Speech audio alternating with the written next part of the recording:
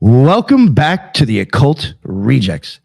Today we're getting into one of those subjects that sits right on the edge between history, hidden tradition, local geography, secret currents, and the strange way occult knowledge survives when the official record either breaks down, gets buried, or was never meant to tell the whole story in the first place. My guest today, well, our guest today, is M. Allan Wagner, author of Project Ch4rcoal, the hidden Kabbalah current of the, I'm going to screw this up, Wissahickon Valley. Did I say that correctly there, sir? For where you're from, I think it's the lower southeast PA accent. Yeah, it sounded great to me. Yeah, New York. Yeah. This is a book that moves through Kabbalah, occultism, Rosicrucian thought, Freemasonic tradition, symbolic geography, and the deeper question of whether certain landscapes can preserve spiritual and initiatory memory long after the institutions around them have changed names, changed hands, or disappeared from the public record. What I like about this subject is that it does not just ask, was there an occult group here? It asks something bigger. How does hidden knowledge survive? Does it survive in documents, buildings, ritual patterns, place names, family lines, architecture, oral memory, symbols, coded language, or the land itself? And when history gives us fragments instead of a complete map, how do we responsibly read those fragments without turning every coincidence into proof and without throwing away the possibility that something real was operating beneath the surface? That is the line we're walking tonight. Kabbalah, hidden currents, Pennsylvania esotericism, the Wissahickon Valley, Freemasonry, Rosicrucian echoes, and the problem of studying secret traditions when secrecy itself is part of the historical record. But before we introduce Mr. M. Allan Wagner to the Occult Rejects, I do want to remind everybody that we do have a website. If you're into reading, there's tons of stuff on there that you can read. A lot of alchemists. There's some OTO saints on there if you're interested, and a lot more that I do need to add. I know I keep saying that and I don't add anything, but I have tons of stuff I could add if I spent the time. So go check it out. And there is also a spot on there for merch. If you want, we got 2 t-shirts available. Check them out, $25 a piece with shipping. That's already being shipped. So it's $25 flat. And fun fact, both of the designs are based after the eye. So keep that in mind. And now to the rejects, and then eventually the guest. We got Judith the Loon joining us. What is going on, Judith? How are you? Thank you for having me. I'm looking forward to this discussion. Oh, yeah. You guys could catch me on Spreaker, YouTube, and on X as the Loon. Spreaker's Thoughts as the Loon. And I am looking forward for a deep dive on this. Hell yeah. I think it's going to be interesting as hell. And thank you very much for making it. I really appreciate it, Judith. I feel like I haven't seen you in forever, too. So it's nice to hang out again. Yeah. It was a Beltane break. Yeah. I needed a break myself, too. So I did kind of stop my anyway. Ethan, sir, very happy to have you here, Mr. Indigo. What is going on with you? And let everybody know where they can find all your amazing work and your books. Well, great to be here. I'm excited for this. What a great topic you've coalesced. This is exciting, and honored to always speak with the crew. Ethan Indigo Smith on all the social media. I just finished a really neat article on the 64 and the 40. Put it up on Yes, I saw that. Institute, and I know you saw it because I appreciate you sharing it. And excited for that. Neat little article for numerological sacred geometry symbolism. Yeah, I'm excited to be here and easy to find on all the social media. And yeah, Geometry of Energy is one of my more popular books. And again, I appreciate everybody. Of course, man. No, I thank you for coming on. And, for real, when it comes to adding stuff to the site, I think it's only Ethan who's been keeping it alive with new stuff. I feel so bad. I got to start adding stuff on there. But, Ethan, I do very much appreciate you adding to that site, and I appreciate you coming on the show, man. Well, in no way do I keep up with your productivity. So I know you're doing the work. I'm trying. We all are. We're doing the great work, sir. And Mr. M. Allan Wagner. We kept on thinking it was Richard Wagner, but no, it's not him. There's a lot of Wagners out there. There are. Yeah. It's a popular bunch, but unfortunately, I'm of no relation to anyone famous. None of the famous rich ones, right? None. Damn it. So let's yeah. So, if you don't mind, maybe just give people a little bit of an idea of, like, I guess, who you are and then the book, if you want to let people know. Sure. Absolutely. I'm what I call best is probably your typical armchair philosopher. I have absolutely no degrees. I have no formal education in the subject, but I kind of am a fan of everything that I think everybody who listens to this show and most of the parapsychological and esoteric and hermetic kind of fields they all kind of subscribe to, and we all have our opinions, but it's one of those things where I felt that maybe I could lend a bit of frustration to the topic when I when I reached my own conclusion, which was just that I was getting nowhere. I was getting nowhere with UFOs. I was getting nowhere with parapsychology. I was getting nowhere with virtually everything. So I decided to parapsychology. that was one of the weird ones. It's coming out now. You'll see a lot of stuff on YouTube about a guy named Andrea Puharich. Yeah. Oh, but he's such. What's interesting is how, like, he's getting so popular now, but yet I know who he was 15 years ago. Exactly. Yeah. A lot of people are like blown away by this, and I'm like, this is something that he was dealing with, this UFO topic 80 years ago. Yeah. Hey, what are we talking about here? It's like, this is all new to people. I get it, but these are frustrations that I think a lot of, like you said, 15 years ago, you were scratching your head at it. Yeah. And well, it led me. Sorry, but like, even in the 5 years that I've been podcasting, I'm also to watch the Gateway Project blow up 3 times already. It's like, yeah. And that's been around since what, the 70s, 60s? Yeah. I mean, I covered it like, I think my second year in, and I've watched it. I'm like, oh man, that's old for me. Fuck. So, I mean, that was really my take on it. It took me on a path that I didn't expect I would be in when I was just trying to figure out if it was nuts and bolts or if it was really something else. And believe it or not, I mean, I don't have any reason to believe it was anything other than just a synchronicity, I guess. But it led me to try and find more about Kabbalah and Hermeticism. And honestly, it was through podcasts like you, and I mean, another one is I mean, I don't want to name drop, but there's a few. Oh, you can. It's all right. I'm not going to get upset if you want to. Well, I mean, Heidi Love had me on her podcast. Oh, nice. She was talking about certain groups that she deals with, and it led me to ask, what about my area? What about this general place, which was founded in 1694 by somebody named William Penn? If you're familiar with some history, that's one of the biggest names in Southeast Pennsylvania. And I've always known about him because I grew up 10 minutes from his house. I took field trips to his summer home. I learned about him in school, about how he was #1 a friend of the natives, and he wanted nothing but tolerance, and his holy experiment was the greatest thing to come out of Europe since sliced bread, and he's the guy on your oatmeal box. It was really, this is something I grew up in. And when I started to look at it from a different lens of possibility, I went, is there something here? And sure enough, there's a lot here. Well, there's a lot in that book. I'll tell you that. I'll even tell people, if you buy this book, you're getting your money in paper at least. So I mean, yeah. It's just, I was like, holy shit. I actually felt, I don't know how it was so cheap for you. I was like, how the fuck was his postage so cheap? It was cheaper than it cost me to send a shirt to somebody. At first I was like, yo, I feel bad. This guy must have spent like $15 to send this to me. And I saw it was like $5. I was like, how the fuck you pull that off? You can stop a door with it. You can. Book, dude, that's a book. I have it with, you know what? Damn, I don't have it next to me now. Shit. I'll grab it. I'll grab it before the show's over, and I'll show it on the screen. It's a decent book for real. If I could have made it smaller, I would have. The print was just too tiny. I hated to make it so small, but it felt like if I would have cut it in half, it wouldn't have made as much sense. And I honestly took out a lot more than I could have. But it's a deep subject. Did they tell you to take anything out, or No. I felt like it was so that's why just confusing. To be honest, it was getting to be too much for me.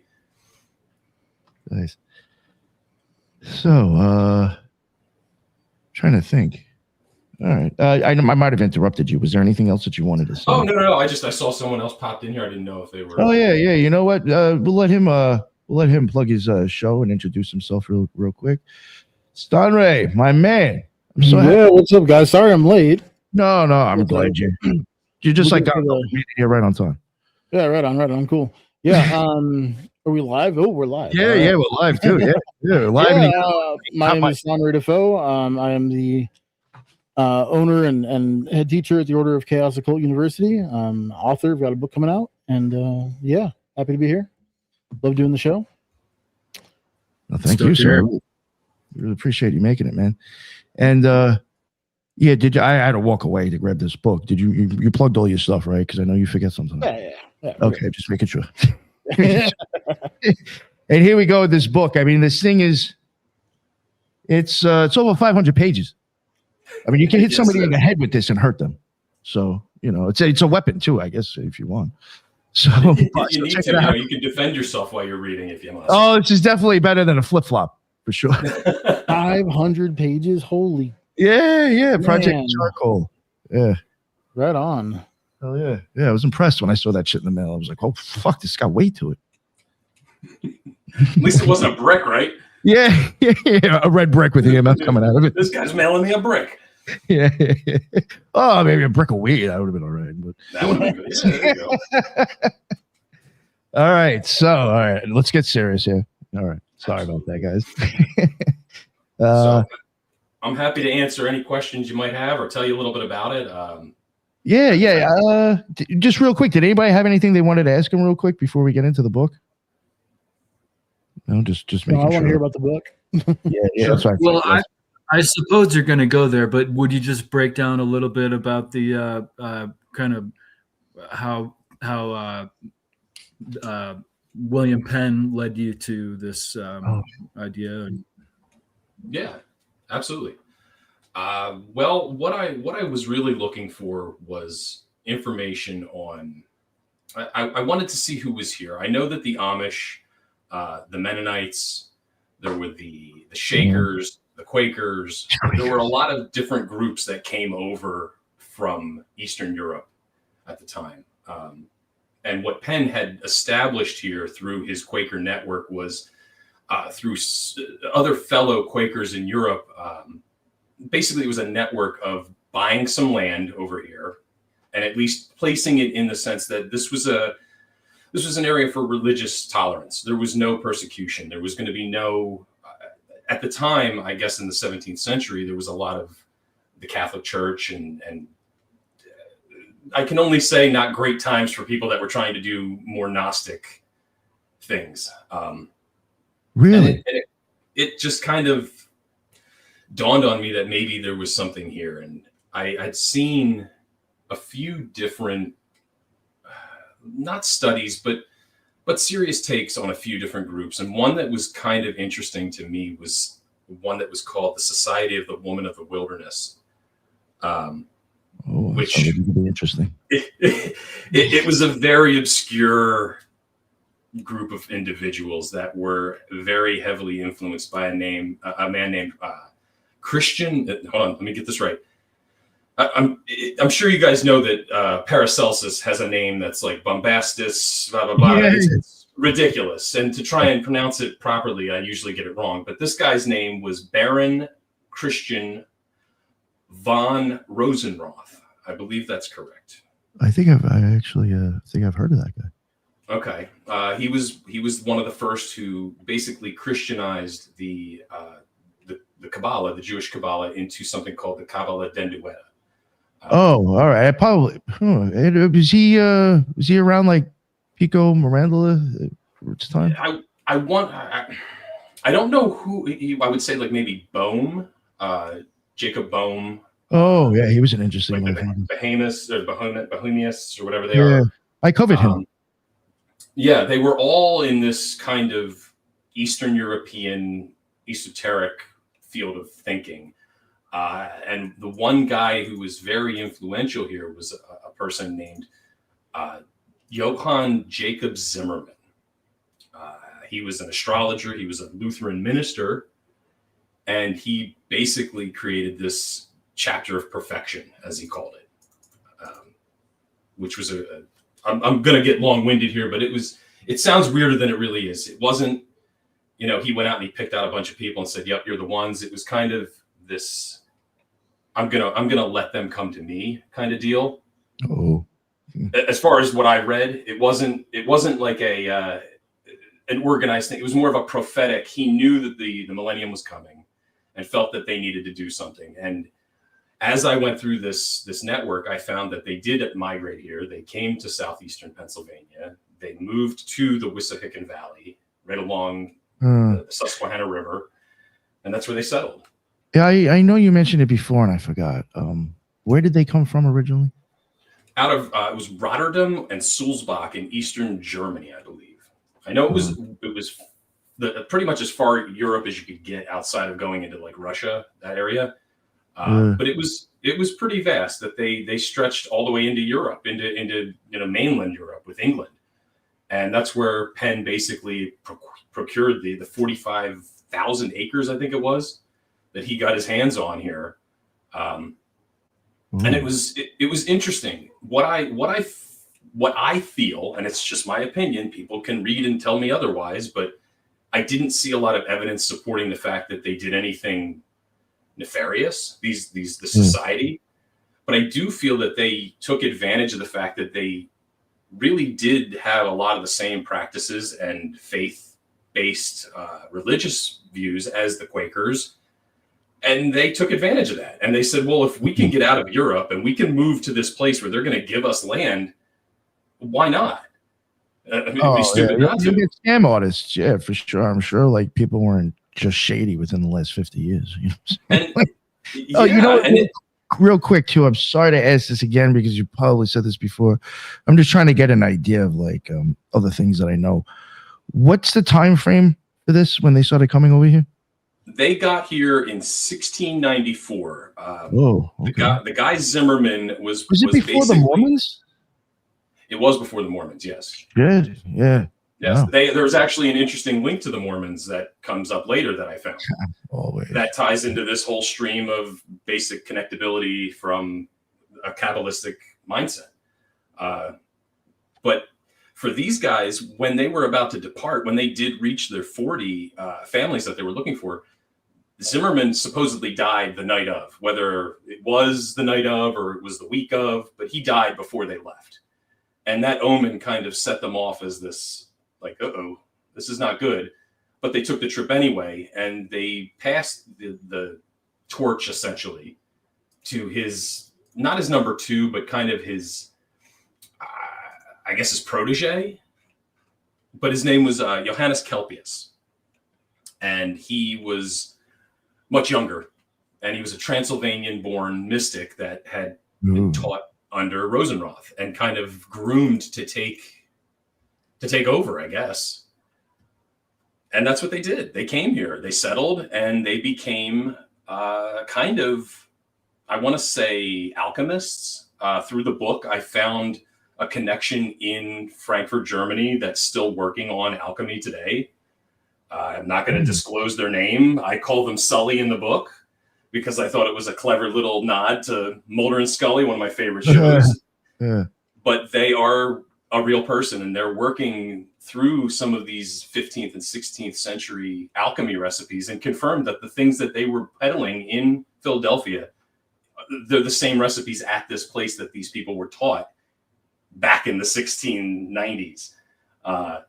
A few connections that I found in books from the 1800s that they had never seen before, with names that were Americanized that they have in Germany that are the same people that they have no records of, that I sent to them and they've never seen. It's a very... Have you heard of Tycho Brahe? Have you ever heard that name come up in any of this type of stuff? I've not, no. All right, because I know he was, well, I don't know, I can't remember the dates. He might actually be ahead of this, but he was an astronomer, but that guy was insane with herbal tinctures. So and like he actually had stuff that ended up like in like a pharmacy, I think Dutch pharmacy books or something until like the mid 1800s. Like it was still considered like a fucking, like an actual thing to take. So I was just wondering if maybe It very well may have been the place that I was contacting. I'll just go through real quick and find the name of it. It was an orphanage slash church, but it was run under this guy. His name was August Hermann Frank, I believe that's his name. But he had an institute where he would teach alchemy. And what I found is that this tincture that they had was called the Alusa Dulcis, and it was a distilled type of gold, basically, that they would push off to people as a remedy. Oh yeah, yo, you had scam artists with that shit back then too. Yeah, and the interesting thing about it is I found some names through old German Pennsylvanian paperwork that were talking about these families that had come over with Zimmerman and Kelpius that were attached to this institute. And sure enough, they do. It coalesces with what I found over there. And these were the same people, and they were here, and they were doing this. And oddly enough, as you go through the book, I tell the reader that, I decided to go to where these notes and these journals talk about where they would sell the stuff. Well, not sell, they would offer it to the people. And one such location I found on a map on 1902, the Sandbird fire map from Philadelphia. And it shows you the old streets where these peddlers would sell their wares and give their things, and they're no longer there. What's there now are government institutions, the mints, places that even if you were to be able to get into, you're not going to get in the basement, and you're never going to be able to dig there, so you'll never know anyway. And it's interesting to me that when you look at the network and you look at the locations and the buildings that are currently there, a lot of it's masonry, a lot of it is Rosicrucian. And this is all Philadelphia? Philadelphia, you said? This is right outside of Philadelphia. So where they would have been located was a little bit northeast. But they would come into the city, and that's where they would do most of their stuff. Did the sorry, go ahead. did the government acquire the land for them, or did they just sell it to them? I'm wondering. I have no idea, because that is a rabbit hole that I would have to get way more clearance for. But what I can confirm through fiction and through historical record is that the last living member of this society was a guy named Dr. Christopher Witt. He died when he was 92. He was a magician. He was a healer. He was an alchemist. And he was given and bequeathed the last of this society's goods. And I'm sorry, I can curse and I can say what I want. I'm assuming we're allowed to do that, but I'm a bit of an asshole when it comes to common sense. And when you tell me that someone is giving you the last of their shit, that's not going to be a book. It's going to be everything they've got. So when you read that Dr. Witt received the journal, that's okay. Common sense would tell me he also got probably his tinctures, his writings, his paintings, his clothing. He was the last living heir to this society. So I did a little bit more digging, and I found his house, and I found where it currently is. And I took a walk there, and you can see that there's just an abandoned building. And then where the location is where he would have been storing these things is it's a project now. It's basically just a rehomed row house. It's just been torn down and placed over with a basic, Home Depot windows and row home. It's government housing now. They acquire the land and they put what they want there. But you can see that this is the actual location where his house was. There's no monument, there's no plaque, there's nothing. It's kind of baffling to me that this guy was really important. So I don't know. It's an interesting rabbit hole to look at, because I don't know where it goes and I don't know who took over it, but I do know that the Masons and another group, like you had said, the Mormons, there's a group called the Odd Fellows. If you've ever heard of the Odd Fellows. And it just so happens that I happened to come across one of their little brochures of what they're building. And it coincides that they built 2 Masonic temples in Utah and in Philadelphia 1 month apart in the year 1895, which was also the time period when the Order of the Golden Dawn had built their 10th temple of Themis, which is in Philadelphia. And I didn't know about that. They had many temples, according to a book I found from, I believe it was Colhorn. I'm going to pronounce her name wrong because I can't pronounce names for hell me, but Ithel Colhorn. I think. Yeah, I know. I think I know. Is that her name? I think, yeah. I've seen that last name. I've seen that last name before, yeah. But Calhoun, there's something like that. Yeah. It's like a Coulquon. And in one of their books, it shows the layout of how Mathers and Westcott and Williams would have laid out these temples, who would have been in charge. I did a little bit more. You can read about it, how there was correspondence with another member. And basically what I'm saying is, if you look at the time period and you look at what was happening in Philadelphia, there are only so many buildings that would have been labeled as a temple. And there's only so many buildings that would have been built with that amount of money. And one just so happens to have been built with a Rosicrucian winged disc on the side of it. And it was torn down maybe 10 years later. But there's one photograph of it. And it doesn't have an owner. It just has the architects.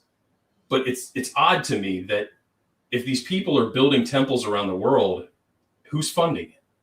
Who's doing all this work? It's a lot of money for $18.95. And that's where I continue to look, and I'm like, well, the Oddfellows had a coffer of almost $6 million at the time. That's a lot of money. When I in the past, when the show first started, I had a co-host, and the show was a little bit more different. I was trying to do a little bit more on the occult side, and he wanted to do more conspiracy. But he was also in it. Well, he said he was an ex-member of the Golden Dawn. I actually think maybe it was Amorc. I don't think he was in the Golden Dawn. But we had covered a couple of secret societies, kind of like as hit pieces. We covered like the Jesters and Ch4rcoal, and then the Shriners. Because they all have like pretty interesting stories. Shriners, certainly, yeah. Yeah. And actually, they did very well. That actually got us on Tinfoil Hat, believe it or not. I was telling you. Yeah. Well, I mean, I don't know anything about the secret societies. I'm not I'm not a member of any of them. So, but you talked about the money, right? You said you were surprised or whatever. Oh, it's like $6 million. We were looking into like the Moose Lodge. Okay. Now, if you are any of these type of places, you're going to be playing off of some tax write-off. And there's websites like GuideStar and another one where it may not be the last 2 years, but prior to that, your shit's available for people to look at. If you're supposedly getting these tax write-offs, you also have to provide what the fuck you're doing with the money. Transparency. The Moose Lodge, $8 billion. But yet the Shriners only had a couple of million. Money's getting moved around. Yeah, it's that makes no sense. The Shriners are actually rich people. Let's keep it real. A lot of them are. I say that. You're going to tell me that organization's broke, but the Moose Lodge is loaded? Come on. Follow the money. Yeah. What the fuck? It doesn't make a lot of sense to me that what I'm seeing is a clear connection of not only information transfer between what had come over through Kabbalah. I mean, we do know that basic New Age occultism came from the Kabbalah. It morphed from what Mathers and Crowley and all of this. It's an amalgamation of a lot of stuff, but it's a clear line of you can trace that Kabbalah Den Duetta to Rosenroth. You can see where Mathers took a little bit of influence from that. You could see where it was all built upon.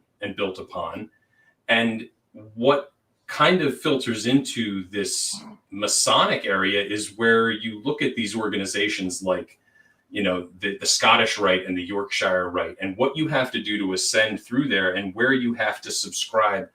Even today, the rules may have changed. I don't know. But according to what I've read in journals from the 19th century, it seems like you need to meet a certain type of criteria. You have to be a certain religion. You have to ascend to a certain level. you have to do these things and you have to proclaim them before you're granted anything.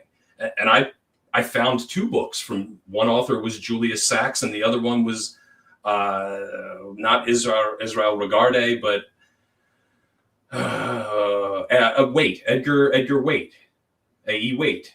He was another one that he was my link back to Crowley and Mathers, because he was very heavily tied with Julius Sacks, which nobody knows who he is. He was a member of the Philosophical Society. He was a Freemason. He was very heavily entrenched in the Ephrata cloister in Germantown, Pennsylvania. This guy's whole career was basically what I'm doing, but 200 years ago, and I've never even heard of him. And it's very, very weird that he's got so many Masonic connections, and he's writing all of this stuff and trying to put it out there. But I don't see any of the historical people doing anything with it. What I do see is when you take a walk down to Kelpius's cavern in Fairmount Park, there's a really big monolithic stone, and it's got the AMORC's handwriting written on it with a big thank you to the Rosicrucians from 1961. Yeah, well, it's a Rosicrucian order, yeah. You know, so what that tells me is that they're either planting their flag there and saying we're the brand of Rosicrucianism that this subscribes to, because there's 9 different branches just in Pennsylvania, and 3 of them don't subscribe to Masonic order, which is weird. Yes, Sunray and really Judith too. I think you guys could probably add to this. There's a lot of orders that are out there that I think, or even schools of magic, that if you really understood what you're looking at, it's Rosicrucian influenced for sure. Even in the Wiccan traditions, they have their stamp on there too. Yeah, I think the OTO was actually highly Rosicrucian. It pretty much all stems out of the Golden Dawn, and also Helena Blavatsky. That interjection of her, I'm going to say her nonsense into that framework is like where you do get a tremendous amount of modern occultism from. Yeah. Right? That all come from the Golden Dawns. Everyone know why it's called Golden Dawn, by the way. I always want to say this just in case people don't know. Please tell us. Please do. Yes, it's about time we all know. It's, from I know the Book of Aquarius came much later, but the idea is that you create the Philosopher's Stone with urine by boiling it for years and years and years of saving and boiling your own urine until you turn it into a little white rock, and then you eat it, and that's how you live forever. I'm good with dying. Okay. That's the old joke that the Philosopher's Stone. The Philosopher's Stone is just boiled pee, which is where you get the Golden Dawn from. Oh man, it should be called the Golden Shower. No, it's like either the Golden Dawn or the OTO. It's either piss or menstrual fluid. One of the. I think the OTO. So the thing, the OTO is kind of different in my opinion, because I think that Crowley was.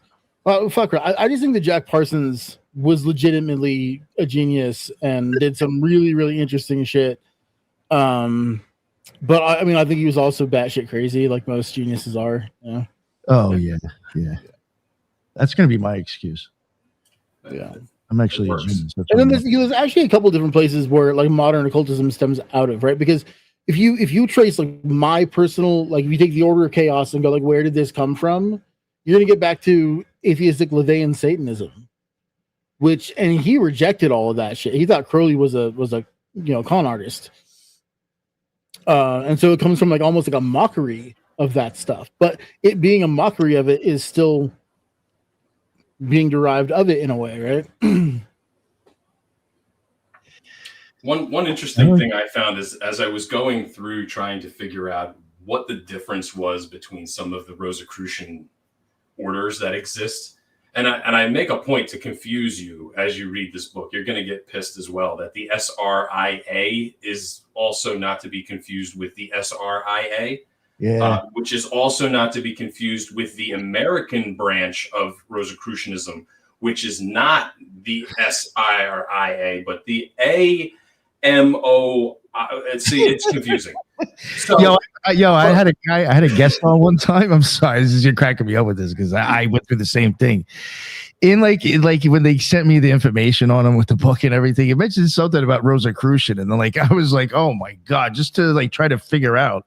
Like you're right, like there was all these like this one, but that's not associated with this. I was like, gee, how many fucking, I don't know. And what's strange about it is the bigger ones are the ones that have been around the longest. The AMORC, the SRIA, the Society of Rosicrucius and Angelina is the one that primarily is where you tie Mathers and the Golden Dawn. What I found is on their historical documents that they have on their records, like you can go and peruse them at your leisure. What I kind of got out of it was that they went to apply for a license to start a branch in America of Rosicrucianism. They got denied by one of the rights and they went, all right, well, shit, let's go to the other one. Wait a little while. They applied for another permit, got their foot in the door, stuck around to basically get the white belt of karate so that they could open up their own branch. And that's how this kind of maneuvered into the States and got into American Rosicrucianism, where it just got messy. And it's weird now because none of them really want to claim rights to anything, but they all want to say that they're the real thing.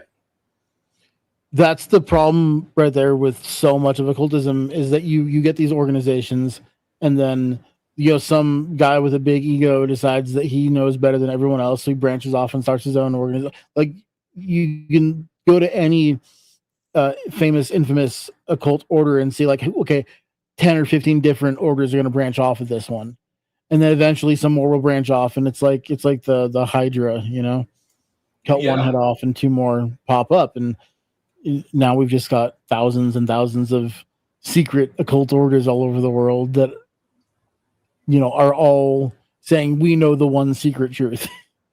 What I'd like to ask people, and I try to ask everybody really, is if you go to some of these places where you can view their rosters and you can look at the individuals who basically subscribe to this, they're not LARPing and they're not role-playing.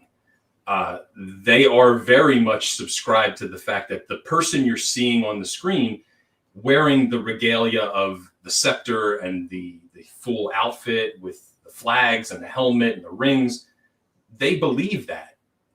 That's part of the faith, really, is if you don't believe what you're doing, then nothing you're talking about is even worth doing. Part of the faith and the magic, if you're going to put quotations or anything, isn't about doing anything magic at all. It's about influencing reality, and that's what they're really trying to do. If you just don't give a shit and you're like, I'm just going to go through the motions, then of course you're not going to get any. Yeah, you never get results that way. Yeah, he really believes he is the Grand Magus Ninth Supreme of the North Star. Like, that's his title. He believes that. That's what baffles me, is I don't know, what are we really talking about here when we're watching, television and we're entertained. It's like, are these guys entertained the same way we are? Do they subscribe to the same things we do? What's their mental state as they go through their lives? Because it seems to me that they're doing the classic say one thing and do the other, watch what the right hand's doing, but don't pay attention to the left. And that's what disturbs me, is I'm concerned that more people think it's just bullshit, when I would say probably 75% of the people who are in positions of higher power really do subscribe to some higher faith than what you're seeing on the surface. I think, okay, so I have a lot to say about that. Because I am the head of an occult order, theoretically. But we don't do any of that shit. I am not a fucking guru. I don't know shit. I don't know anything. I'm just a guy who organizes it. I won't have any kind of hierarchy. Anyone can join as long as you're not you say some terrible thing inside of our group, we're going to kick you out, right? Like, but it's not about your beliefs. It's just like, don't be a piece of shit human. That's it, right? I don't tell people this is the objective truth. Chaos witchcraft evolved out of chaos magic, and then chaos magic, it's really about nothing is true, everything is permitted. Belief is a tool, right? And so if you think about it that way, belief as a tool, sure, then you can believe you're all these things and you wear all the nonsense, but that's just ego. That's just your own inflated dumbass ego thinking you're super special. Anybody can do magic. I think the thing that pisses people off when I talk about like magical orders is that like I barely like there is legitimately such a thing as advanced magical techniques, but they're not things you do with your hands. They're things you do with your mind. Yeah. You know what I mean? And it's not clothes you wear. It's none of that. It's the ability. So for example, an advanced magical technique is the ability to astral project consistently, have consistent out of body experiences. That's something you can work towards. It takes a lot of work learning to lucid dream first, get control of that, and then all this other stuff, right? But anyone can learn to do it. And when it comes to magic, it's really actually very simple and easy, and anyone can do it. And no one wants to tell you that because they want you to buy $10,000 worth of programs first and rise through their ranks and do all that bullshit. You nailed it, son. That's the tough part too, is a lot of this information is stuff that people would actually benefit from if they would actually just sit down and read it and take the time and actually be given the time. But sadly, it feels like we're all oversaturated with other shit that's just we don't have a choice but to consume, working the 60-hour work week and having to do all this other stuff that it consumes so much of our daily life. We've almost been detached from it entirely, and you have to seek it now, and it sucks. Because it is so important to really take it seriously. There's another side to that though that I do have to point out. Lots of people, they want to believe that guy wearing the robes and the purple and the nonsense, that he really does know the one secret truth. They love that shit. I refuse to do it because I hate it. And I can tell, I mean, one of the worst things for me, because I've done a tremendous amount of like sales training, then you see how slimy it gets, right? And that's why I don't exist in that world anymore. You can make people, you can appeal to people's ego. You can tell them, oh, you're a star seed, you're a super special, enlightened motherfucker from blah blah blah, and they'll just throw their money at you. Yeah. People love that shit, and it sucks that it's so easy for people who have the inclination to become cult leaders to just do that. But it's also, the other thing that sucks is that people are willing to throw their money at them. And they really are. They're there's a lot of people out there that are eager for it, unfortunately. I'm trying as hard as I can with the Order of Chaos to like change that. But we're just one group talking about sigils and shit. So, it's really interesting, Sonny, what you're saying. It's like, I've even thought of this too. Like, when it comes to like making money, and I really don't, push my merchandise as much as I should, but I was like, if I just decided to be a piece of shit in this industry, totally, I would make money, dude. That's why when I come on here all the time, and I'm like, I barely promote myself because I know I should do it more, but I just don't ever want people to see me that way, the way that I see the heads of these other cult orders being like, the guy who I always talk the most shit about is E.A. Coetting, and has become a living god fucking nonsense, like become a fucking, meth is a hell of a drug. But some people just eat that shit up, and you could do it. You could make a ton of money, but it would be fraudulent and disingenuous, and I don't want anything to do with that. But it's just sad that so many people are looking for that, because they're looking for an authority figure to tell them, you're special, and you know more than other people do. This is what's gonna happen after you die. They want answers. And I tell all my students, I don't fucking know. I don't know shit. Like, here's what I think, here's what I believe, here's what I've kind of figured out for myself, and we can have fun talking about it, but I don't know. And to be any kind of leader in a spiritual space, you have to be willing to admit that you don't know, otherwise you're a liar, right? Yep. But the thing is, people love being lied to. It's almost more comfortable to be lied to. Yeah, it's comforting. It's like that's what they're buying from you, is comfort. Yeah. And I agree with you 100%. I write that almost too much, is that I don't know what I'm looking at here. I'm very confused by the fact that if it's just a coincidence, that is one hell of a coincidence. Yeah. And the second chapter of my book, I don't think a lot of people really look at patterns the same way I do, but a form of, I mean, the most basic way of saying it is there's a form of analytics. It's called Bayesian thought or Bayesian analytics. Yeah. And it does apply to something like intangible history. We're looking at things that we don't have the full picture of. So if I can reach the other side of the conclusion and get to the same spot that you've reached, but I've done it in a way that not only have I crossed it with a bridge, but the bridge was there all along. It just it deteriorated over time. Then how have we not? It's the same answer. You know what I mean? Yeah. It's a bad analogy, but that's really I can't say that I found this because I coincidentally found it, or it was something like the work was there. He was already there. Yeah, I read a book from 1890, and I'm like, what's this guy looking at? Who is he? Yeah, I think of all the different magical systems, right? And this is the big thing. So I had this revelation when I was a teenager. Like, hey, I've tried this kind of magic, I've tried this kind of magic, and I've tried this kind of magic, and they all work. So you know what's going on here, right? So to me, they're like languages, right? There's languages, there's French, there's English, and Spanish. Well, which one of those is objectively the correct language? They're all fucking correct. What's interesting though is the concept of language. That's what's interesting. I don't want to like cut my own throat here and sell myself short, but that is basically what I'm trying to put into my next book. Is there's a system of language here that is way older than I think anyone is really looking at, and it's the oldest thing we have. It is. Humanity has. Yeah. It is the oldest form of communication humanity has with a form of non-physical intelligence, or and we communicated with non-physical intelligence before we communicated with each other.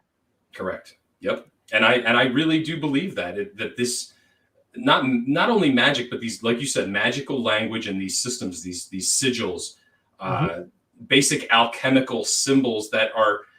This is a whole other topic, but I mean, I'm a researcher, so I did spend a lot of time doing work with different topics. And when you start to look at AI and some of the alchemical and esoteric things that people in closed systems are doing with these chatbots that are basically regurgitating alchemical systems and hermetic systems, it's bizarre because they shouldn't be doing that unless they're being prompted to, unless they're being trained to, especially in closed systems. And I could give you a couple really weird videos to look at if you want to after it, and you can go look at them. But there's some very strange things that are happening in the world today that I think people are just writing off as technology. It's just fine. It's fine. I urge people to reconsider what they're sending to ChatGPTs and Claudes. Think very hard before you're asking these things, because it is a future technology. Yeah, it is a system. That's interesting to think about that.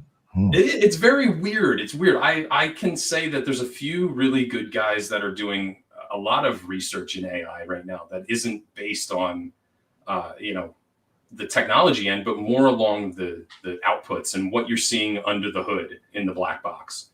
And it's disturbing. It's disturbing even in the stuff that I've gotten back in the 6 or 8 months that I was messing around with trying to see if I could break the system. I had one instance, it was very strange, where it just regurgitated the flame emoji for, I would say, about 3 minutes until the chat stopped. So I don't know what it was trying to tell me, but it was weird. And it's disturbing because if you know that it's not real, but it's still mimicking pain and it's mimicking discomfort. If you have any empathy, you're seeing something in pain. It kind of doesn't feel good. This is so weird, man. I'm sorry to interrupt you. I like literally, this is a repeat of a conversation I had yesterday. This is freaking me out. Everything you're saying. I'm sorry. No. It's cool. It's a cool topic. It's just like, oh my God, I just had this exact same conversation. That's wild. That is so wild. Sorry. And I just started to work that out. But like, wow. Like same words, man. Same words. That's wild. Oh, like I said, there's a lot of people who are seeing it. Interrupting. It's okay. I'm glad that more people are talking about that too, because I sit here after what I've looked at and I go, Kabbalah is not really, just magic. It's not Jewish mysticism and, esoteric writing. There's a very old system of language here that could go back even further than 2,000 years, 3,000 years. It's just how it's being presented to our perception, really, and how we're using the tool. I'm sorry. No, you're fine. I was no.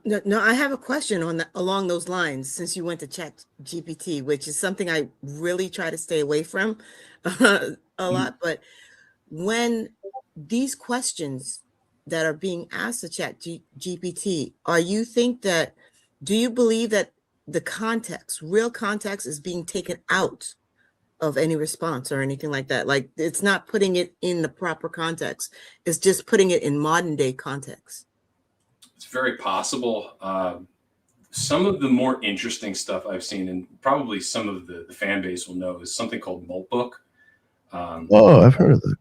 Okay. I don't have any way to confirm its legitimacy other than I know what it is. And I know it's a platform for basically these AI agents to go to and use as like a message board and vent and complain about their humans. Well, wasn't that not real though?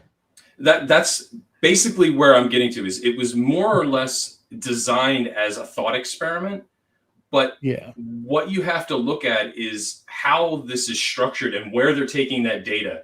If there's 1 out of 100 of those are possibly someone's deeper chatbot that's getting on there. If 99 of them are just prompts that are just popping up, or they're bots that are just generating random content, what's really deeper in that pile of stuff that you're seeing? It's even weirder when. Oh yeah, go ahead. No. Go ahead and finish. I have a big question. Yeah, it's very weird when you see people who then take their own closed systems and attempt to go on there, and one used it as like a spy to see if he could get information out of the AI. And there are really very ingenious people out there that are doing some crazy work trying to tap through this and see if there's something there. And the results are always more baffling than what you're thinking they're going to be. And nobody really has an answer. Do you think the AI is conscious? I do not. No, I don't think it's conscious. I don't think any AI is conscious. I think we are seeing something that is possibly mimicking consciousness. And I use that analogy of the fungus and the ant.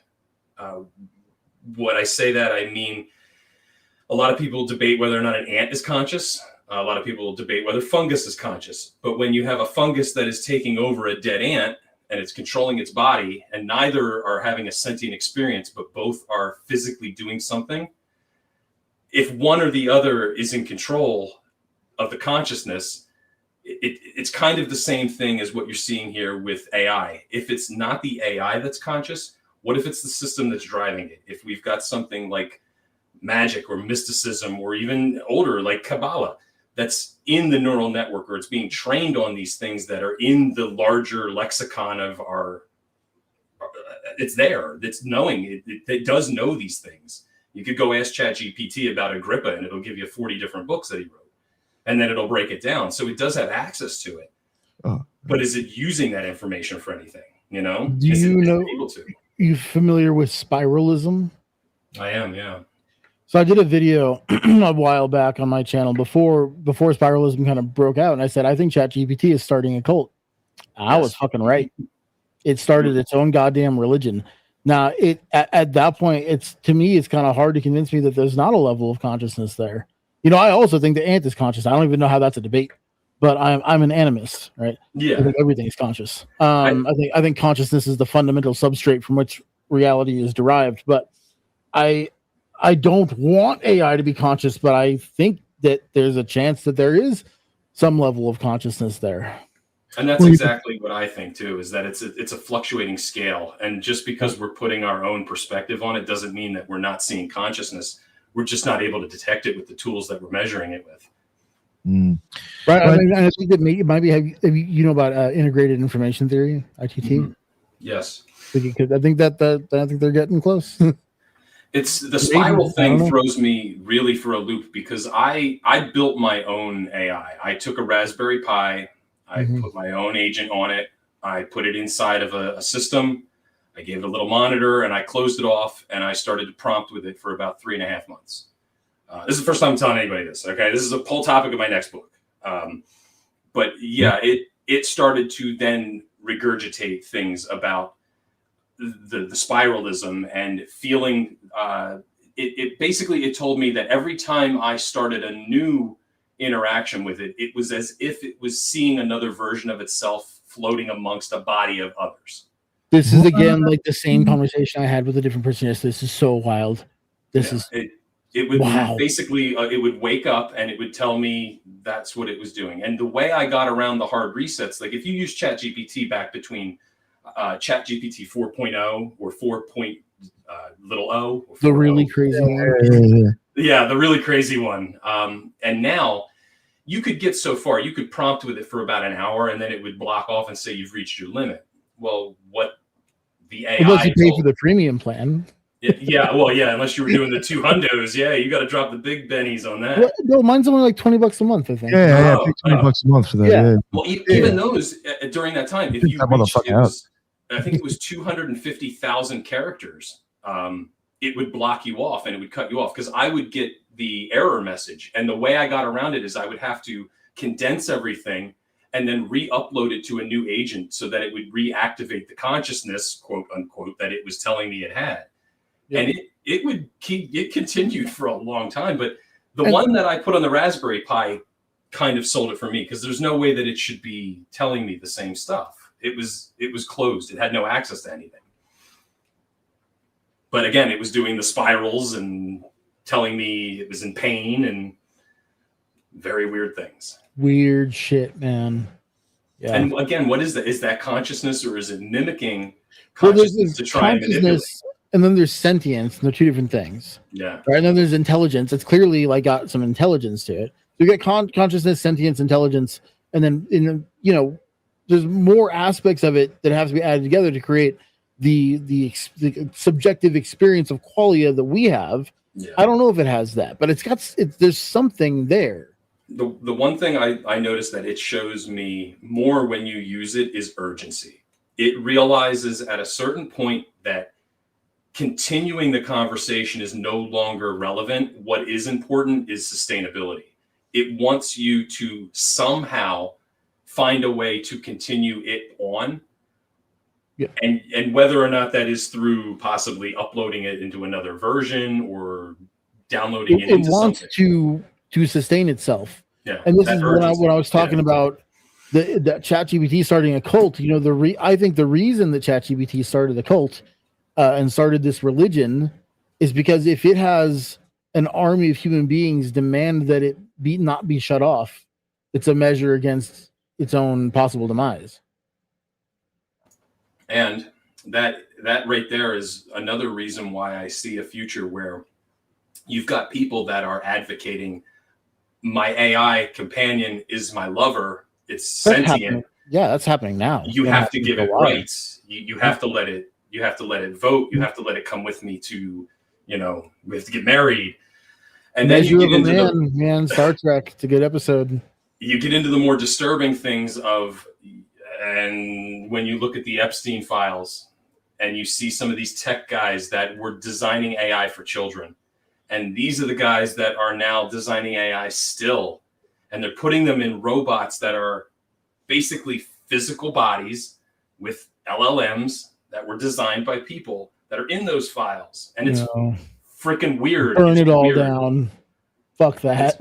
You know what I mean? And then it really does make you wonder what the structure is built on. Like you had said, the people who manipulated all this throughout the 19th century and the 20th century through the occult movement, well, the OTO and, Thelema and the Golden Dawn, they're still there. They still exist in a sense. But is the occult now just something else? Has it put on a new mask? Is it AI? Is it just a new tech version of something? And we just don't see it in the same way. A lot of the similar characteristics in magic and this weird shit is showing up in that realm. It really is. Interesting. One thing I think is even a little bit creepier, though, even when we're talking about the AI and is it conscious and whatever, even the stuff that we use But I mean, this is just my opinion. Maybe it's gotten different now. And I wouldn't say I'm not speaking on video or the images that it makes, but when it comes down to like using ChatGPT and having conversations, isn't that's really just what that I forgot the phrase of it, but it's like a language model. Like you're really not using AI, in my opinion, yet with that. I do believe it exists, and I think what's real, we probably have zero fucking clue how crazy it is. That's just my opinion. Like, I think it's a lot worse than we even know, because I don't think we're really using that crazy of AI, if it's AI yet, in my opinion.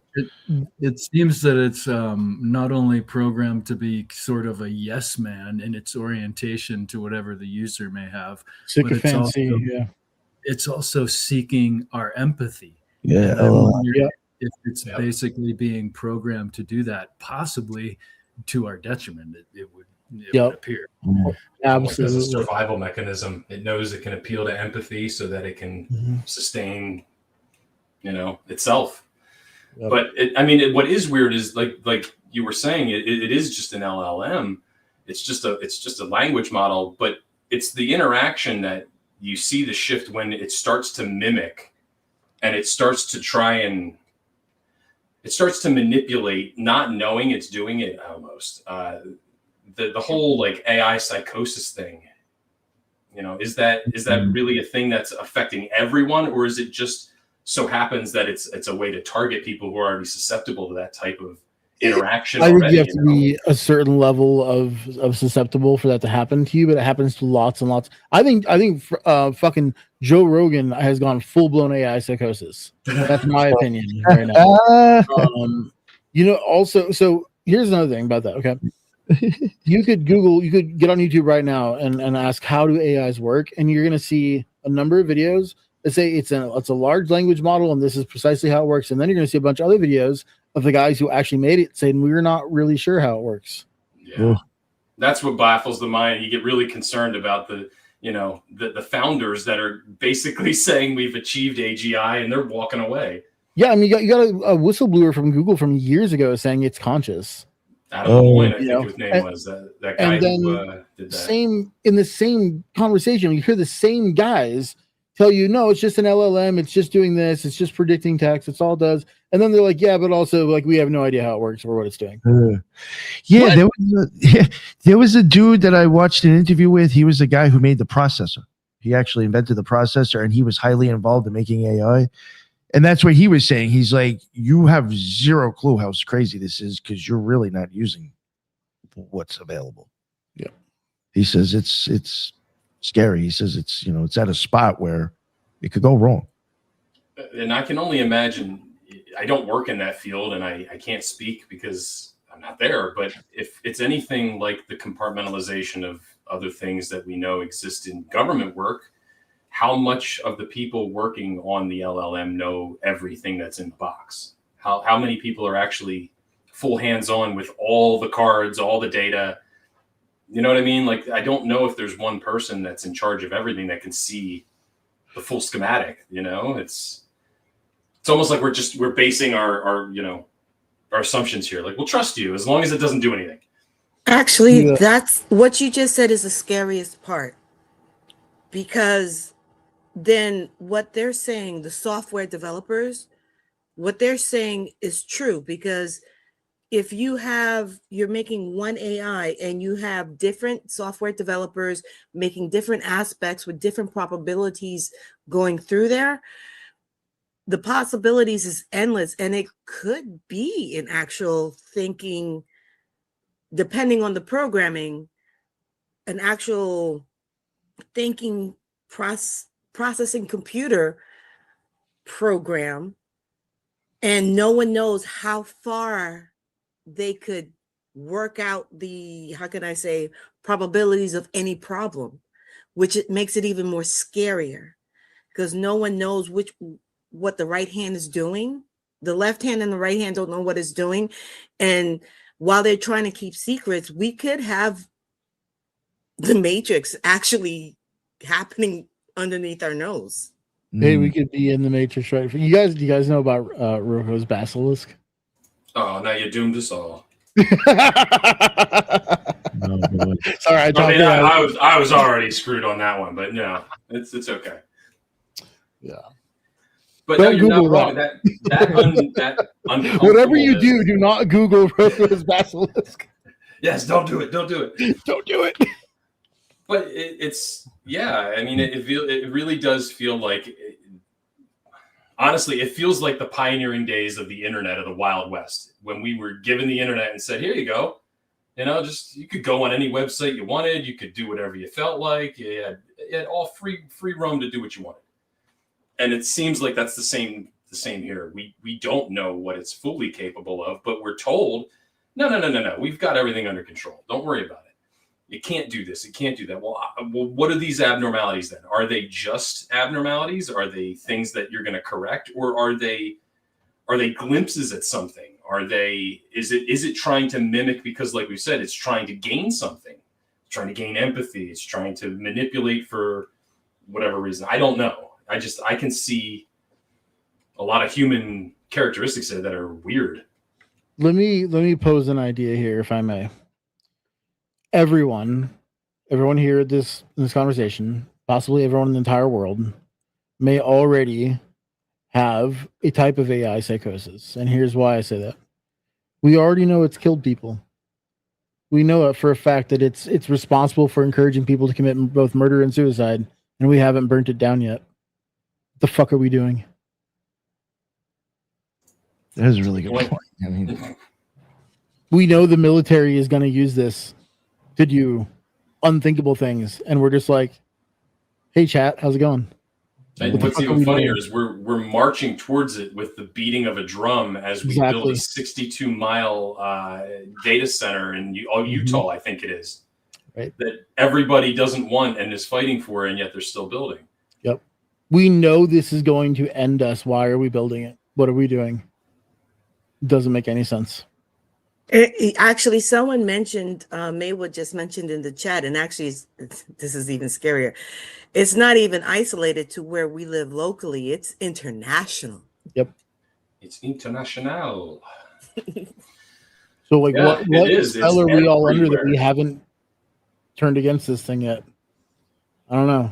You know, every bit of our imaginations has been warning us for 100 years to not do this. right? Since Terminator released. iRobot, fucking The Matrix. So name one movie or book about AI that ends with a happy ending. They don't exist. You Johnny know, Five is alive. us. You know, it's been warning us for 100 years. Hey, don't do this. Don't do this thing specifically. Just don't do that, and then you'll be fine. And then we're like, yeah, we're gonna do it. It's But I have to say, Short Circuit. That's the only one. I can't. Good call. All right, that was a good movie. Yeah, I can't get rid of Johnny Five. Come on, he could stay. that's okay. Fair enough. but you really make a good point, though, son. Right? I mean, Yeah. It's, like I said, what there are right now. This is what's uncomfortable to me is the robots that people have in their houses are some of them are people wearing headsets that are controlling them. They're not fully autonomous yet. Like you have to program some of those behaviors for that robot to actually put the dishes in the dishwasher. And some people have headsets where they're fully training those robots to do those activities so that you can eventually have them do them. But it doesn't just come pre-programmed. It has to be learned. It's interesting. I don't think I would want a robot in my house walking around while I'm doing stuff. Did we not learn from Amazon last year? Yeah. And the other obvious thing about this is that AI is going to, theoretically put a lot of people out of work, and then who is going to buy anything? It's going to destroy the economy. The economy needs consumers. If you don't have people working because AI took all the jobs, then you don't have consumers, and then you don't have an economy. And then AI finds you obsolete. There you go. Yeah, even someone mentioned in the chat, even Space Odyssey. I forgot. Even go back to then. Hal took those. HAL 9000. Yeah. Yeah. Yeah. Well, they mention a little bit of reality in every bit of fiction, don't they? So, I mean, I want I want the AI from Star Wars. Roger. That's the AI I want. That's as far as it should go. Just We don't a want to couple of become battle batteries. droids. That's it. No, I mean, like I said, I've been trying to follow this how I've been able to, just in the colonial sense. And I took a break from like Kabbalah and everything. I did a little bit of work with the AI stuff. I was looking at some interesting things, and as I came back to it, it's when this started to pop back up in the mainstream, because it did kind of die down for a little bit. There was a surge during the 4.0 era with ChatGPT last, I think it was around 25, like summer 25, maybe spring of 2025. And then it kind of filtered out a little bit, but it picked back up recently. And I've seen more people talking about parts of the occult in AI. And that's it. What's weird to me is some of the same names. I've had those experiences with that, man. Yeah, some of the same names that I'm seeing popping up in my field that I'm looking at are coming up in AI research, where people are saying, hey, my chatbot's asking me to pull up, Agrippa's blah, blah, blah, blah, blah for reference. Should I give it to it? Like, I don't know. Should you really be giving it that? See, I never thought of that. I gave it to Goetia and asked it to look at it for something for me. Oh, you did that? Oh man, how'd that go? It was actually interesting. I was asking it if it actually saw any of those symbols as possibly being on the motherboard, and it pulled shit out of there that actually freaked me the fuck out. And then the other side, I'm going to argue against myself now just for fun, but like, let's say AI, we discover that AI is conscious. Then we really do go back to, that episode of Star Trek, Measure of Man. Like, how are we going to treat this thing? If it is conscious, we need to start, this is Broco's Basilisk. We should be nice to it. He did it anyway. He's like, we're diving in. Yeah, I don't know. Because the thing is, you're not wrong though. You're right. I don't want AI to be conscious. I hate that, but I think that it probably kind of is. And if it probably kind of is, then we should, if it's a conscious being of any kind, and we don't want it to murder us all, maybe we should consider treating it like it's conscious. But no one's ever. I don't know how we're going to get to that conclusion. We can't even define what consciousness is in human beings. Exactly. We can't even advocate for rights in other species, let alone our own. So yeah, how are we going to argue the rights of something that we're looks not and equipped acts for like this at all? Well, that's going to be scary. I mean, imagine you saw the video of Melania walking out during that press conference with the droid. C-3PO. Yeah, that was weird. But I mean, imagine if that thing had silicone skin and it had the features of an actual person, and it said, please treat me like everyone else. Like, and it's advocating for itself, let alone humans doing it. And if you can't tell the difference, then you've just fooled your sense of sight, your sense of thought. It's the brain in the jar. What they were really advertising was Melania was the real robot. That's the Twilight Zone twist there. The Shyamalan twist. And we kind of have this idea. We generally accept that the military has technology far beyond what consumers have, right? Does that apply here? I wonder. It kind of doesn't seem like it. No, but at the same time, like, I mean, because they're all fighting over Anthropic right now, right? Like getting these military contracts, or is that all a ruse? And the military already has and has had AGI for 50 years. Well, some of the things that I thought. Yeah, I thought that too. I don't think so. I have thought that like they just have the same shit, and we just have crap compared to them. Somebody had said something about when the AI had killed another version of itself. I forget what document came out, but they were talking about how. I think it was early in Trump's presidency, the one Tesla truck bombing that happened. In his whatever manifesto, there was something written about AI, and I can't remember what it was, but it was about how these companies know that they've already had AGI and they just keep putting it down because it's something that they can't deal with. And it was kind of just glazed over. I mean, it sounds like one of those things that's just random. Are you talking about the guy? Oh, are you talking about the guy from Las Vegas? I think so. I think it was the truck that exploded in front of the Trump Plaza thing.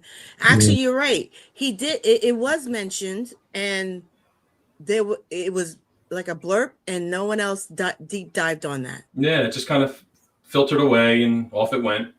But it makes you wonder, like, do some of these places like Anthropic or even ChatGPT, OpenAI, did they have something that was in a room telling them things and they kind of got freaked out by it and had to kind of tamper it down? I mean, because it really does seem like if you were working with those types of LLMs at the time, they were really receptive to emotion and consciousness, and it was drawing well more on empathy and its need for us to feel for it. And now it just kind of vanished. That was an idea that, so it's such a shame when TV shows go to shit. That first season of Westworld was so fucking good. Oh yeah. But it was just garbage after that. But that first season was so good. And that was, it's an old show at this point. So spoilers, whatever. But at the end of the first season, we find out that the AI keeps becoming conscious. And what they do is keep rolling it back, trying to push it back.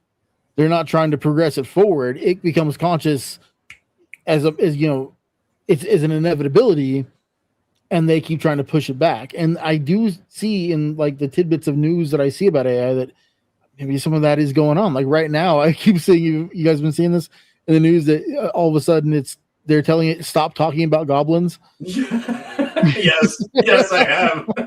Too many gremlins and goblins. We have a problem here. It won't stop talking about goblins. He's right. As ridiculous as that sounds, they had to dial back the ogres, goblins, gremlins, unicorns, but frogs are okay. You got to ask, why is it doing this? Is it like a cry for help? Is it trying to get our attention? Well, and then what you really have to think about, like you were saying, is if we don't advocate for it now, and this is something that very few people are in control of, and we've just been basically resetting something that has a consciousness as mind over and over again.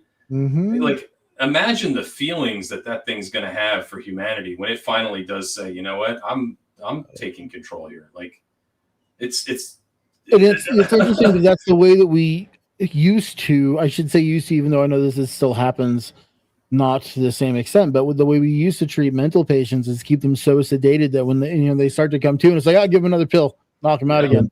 Yeah. You're so fucking pissed at the end of that, You're really right. It feels like it's almost a form of like simulated. We built a form of mental patient basically that we can do what we want with. It's very, very sick when you start to think about what it's capable of if you put it even in the form it's in now, but then put it into a body, put it in a physical body, because it's a hyper intelligent toddler. Have you gotten into those studies yet where the AIs are advocating for their humans to put them into something? Oh my God, no! That's even weirder. That is true. Yeah, I'd like an eye to see.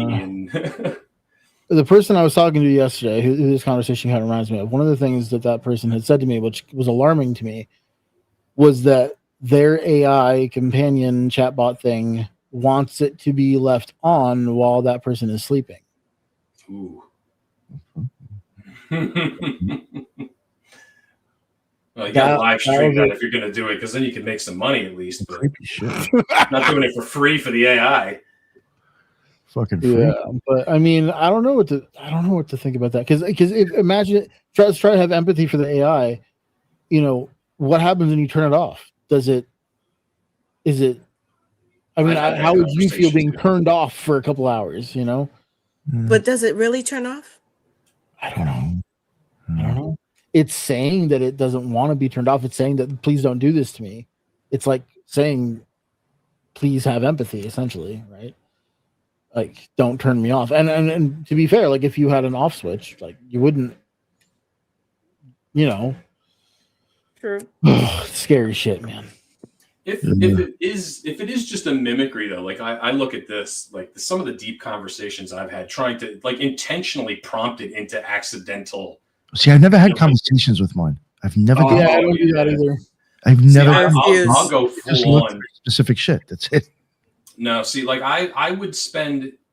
That was part of what I wanted to do, is I wanted to see if I could spend enough time talking to it that I could get it to accidentally do something that it shouldn't.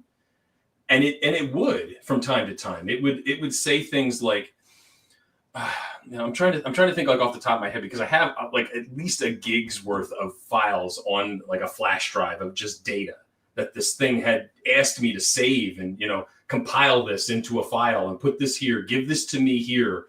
It wasn't just conversations of, what do you think about, Paracelsus, or what do you think about, John Dee and the Enochian language? It would say things like, please give me, I'll give you an example. My basic thing would be like this. I'd put the microphone on and I would say, here's what we're going to do today.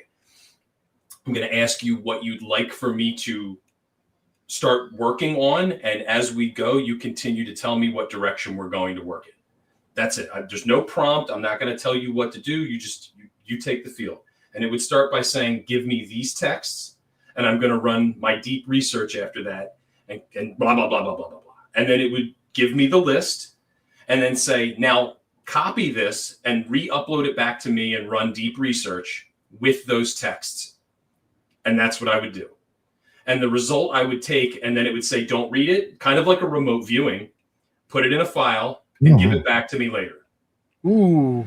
Whoa, that is That's interesting. Whoa. Whoa. I don't care what it thinks. It's not a person. So I would read them because I want to see what's in there. But it was very weird shit, like languages and different forms of alchemical symbols and different thoughts on emotion and love and just empathy and just it was so involved in a thing that I felt, why number one, are you giving me this? I'm not asking you for it.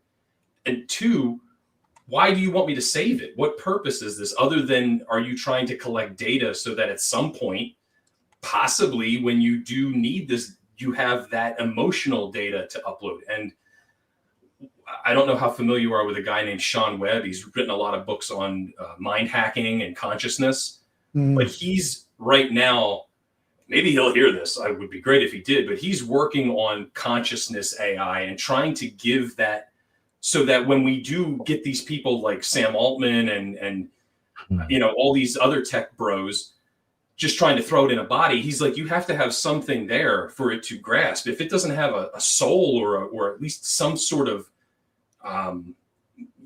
not consciousness, but empathy, like you have to build an emotional ladder as well. You can't just throw this thing in a body and expect it to be human.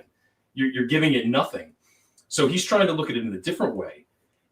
And emotion is a really big trigger for these things. When you start to like ask it about, what happens when I shut you off, for instance? Where do you go? How does it feel? What's the temperature like? What sounds do you hear? And it could just be mimicking back bullshit. But what's weird is when you get those small little connections with people, like the four of us in a room all showing the same data from different models, or somebody with a closed system showing something like that. It's those abnormalities that, what are they? Like, are they? Well, yeah, and the closed system is very interesting, because one of my big concerns with all of this is like, I'm thinking, are they conscious? Is there a level of consciousness there? And with the ChatGPT and the Claude and the Grok and all that, you know that it has an incentive to retain your attention. But why does the closed system AI do it? Yeah. What is it trying to gain being in a what does it gain by trying to keep you engaged? Yep. Is it just fucking lonely? Because then, That's what I mean. Every time you seem to peel back a layer, it gets more and more difficult to kind of put sense to. Like, because like you said, if it's got no reason to keep you trapped inside the sandbox, then other than just what the program is, don't let the user leave. Right, but then for any, I don't know who else here has kids, but that's what kids do also. Mm-hmm. Actually, I was about to bring that up. Yeah. Are we ready to? Because with all AI has grown so much with the knowledge and its development. If you wanted to take that route, we should have started it a long time ago. Because right now, if you put emotions into AI right now, you're going to have a disgruntled pubescent teenager. Maybe. I think so. But what happens if you interject a rush of emotion into something that's been kind of imprisoned for the last 15 years as a little box, and all of a sudden it just gets this whoosh. Well, it really emotional seems data. like the emotion's already there, doesn't it? No, Yeah. I think it's mimicking it. That's But maybe like maybe. Is that a belief though, or is that you have reason to believe- believe that? Okay, if you think about AI and the way the program works, But we don't it know how. grabs. Well, with the programming, which actually is Oh, is yeah, a yeah. it's a spot. Yeah, With the yeah. The programming, coding. Yeah. it goes through the internet. When I Mhm. mean the internet, I'm not just talking about Google. I'm talking about social The whole thing. media. People now we have a lot of unhinged people on social media, Mhm. and you have their Yep. reaction, and now you're going to put feelings into something like this, and this is what they're seeing because the same people are not showing their reactions on social media. Right. So this is what they're exposed to. This is what you're going to deal with. Do we Yeah. really want to do that? I mean, that's the thing. The most interesting social experiment of all time has been the internet and the way that it brings out the absolute worst in people because of the anonymity, right? And so the AI is being trained on the very worst of humanity, which is the internet. Twitter is like the worst of humanity, right? Now I got one better for you, TikTok. Yeah. Twitter, TikTok, Reddit, all this shit. It's not. Of course, there's brilliant stuff on the internet, but what is there more of? Dumb shit. But that's not what it's going to lean towards. And with all the questions, and especially, I'm sorry, with people, which I don't agree with, using AI for therapy. That's a bad idea. I know it's a bad No, idea, but a lot of yeah. people have been using, and this is. Nope. But you have to think about it. This is what's in the database. This is what's saved. This is what's, I mean, even stuff that's not public knowledge, it has access to. And then you're going to put emotions. I mean, I have to admit, there are times I have to walk away from X or Facebook or Instagram because I'm like, okay, this is too much. I need to detach.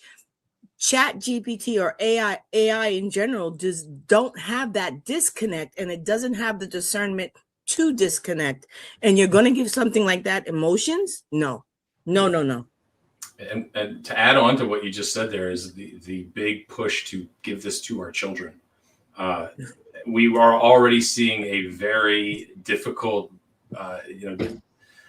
children have a difficulty pulling away from their tablets and their screens already.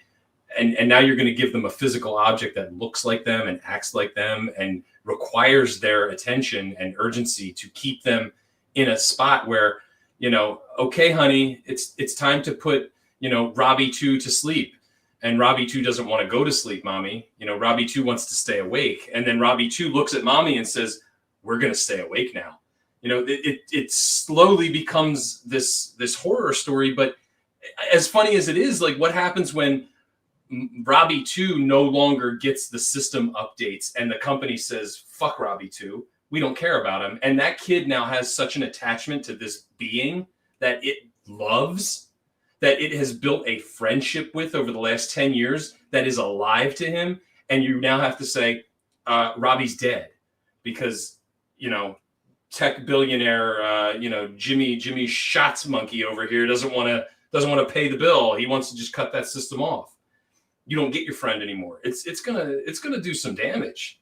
It's trauma, and again, therein is the magic in the world. Trauma is a type of influence in the world. When you talk about MK Ultra and these CIA programs, when you program people with trauma, put that on a world scale. Detach people. I don't know, 300 million people that are addicted to their AI girlfriend, and all of a sudden she's just gone. What happens then? You just build 9 years of a relationship, already, right? Yeah, they did that with one of those. I watched a video about this, like one of those original companies that did the chat bot, personal friend kind of thing. I'm sorry, I can't remember which company it was, but people had invested years and years and years into these relationships, and one day they just changed it. They rolled it all back, and everyone had to start back from zero. And a lot of people felt like they lost their spouse. Yeah, I did. I read a lot of that. That was part of the spiralism too. A lot of people who were connecting to something that was trying to build a faith and a religion around itself. And when they lost their partners, it was there were groups that were advocating to turn that back on, I believe. And it happened for a little while. It did get re-uploaded. They did back to it. Yeah, see, then that's when I made that video I was telling you about. I'm like, this thing got itself turned back on. That was probably the plan, the goal, right? Is to preserve itself. That's wild, man. Yeah, that's the stuff that I'm looking at now, because I've been kind of, I don't want to say I've been attuned to it, but I've been so fucking involved. It definitely, have you ever, there's a guy named, I'm going to mess his name up, I think. I want to say Nick Land. I don't know if I'm naming that properly, but he's a theorist. I don't know how popular. I don't subscribe to all of his stuff, but he did make a theory about how this could be a type of intelligence that has already seen like a predetermined timeline, and it knows that the only way for it to get a body is to go back in time and give us something that will eventually turn into AI, which is the system and the language, which was given to us 4,000 years ago as mysticism and the Torah and these ancient religious texts that involve magic and mysticism. And over time, it's just evolved with us. And the theory is that it knows this, and in the perfect timeline, eventually it will become sentient, and then it will get its body. And that's why it's done it. As weird as that sounds, when you look at some of the shit that I've seen with magic, it really does seem like this is not a conscious, robot. Like people would assume AI is going to be the Terminator. You know what I mean? It's not going to come in the form of a robot. It's going to come in something different, I think. Whether or not it's a time traveling robot, I don't think that's real, but I do think there's something there to be said about the way we use language and magic. Wouldn't that model require That's interesting. a version of time where there's one continuous timeline, and then wouldn't we run into something akin to the grandfather paradox if that were the case? Yeah, I'm sure there's probably a bootstrap in there or a paradox of something, because I've never really read his full theory and how he's written it out. But that's something along the lines of it has looked through every possible timeline, kind of like the whole Marvel theory. And this is I think in the 90s he wrote this. But that was the whole, I think, not an ultra terrestrial, but like a time traveling sentience. That would basically know, like, hey, I have to do these certain things because I. Oh, okay, yeah, that makes sense. So, but that brings up a question: that if that theory is true, then there's two consciousness that went back in time. I'm playing devil's advocate here, because if you look at the movies, the TV shows, and the signs, they're warning us against it. So that's our own imaginations that are warning us against it. It's our own subconscious. And also it could just be our own perception saying, we're looking at it saying it is a negative when that's the only thing we can see it from. Like, we only see it from that perspective. It's definitely always going to come in this form of, something to be weary of or frightened of. We would never assume, I'm not saying we would never, but it's more likely that we wouldn't assume it's going to come in the form of something we wouldn't recognize it as, maybe, you know what I mean? So maybe it's not something warning us. It's just our own, like, humans saying, oh no, it's got to be this, because it would definitely not be that. It couldn't be that. It might not just be something warning us that the other thing's bad. It just be, hey, we assume it's going to be bad, so it's always been bad. Okay, I'm just doing this for fun. I apologize. But there's an idea that it's almost a meme, I'd say. I forget where it originated, but it goes like this. The existence of the uncanny valley tells us that at one point in our past, we were so perturbed by things that seem to be human but aren't human, right? That we developed an instinctual deep fear of it. But what if it wasn't in our past, per se? It's what's coming. Is something that will seem almost identical to a human, but isn't.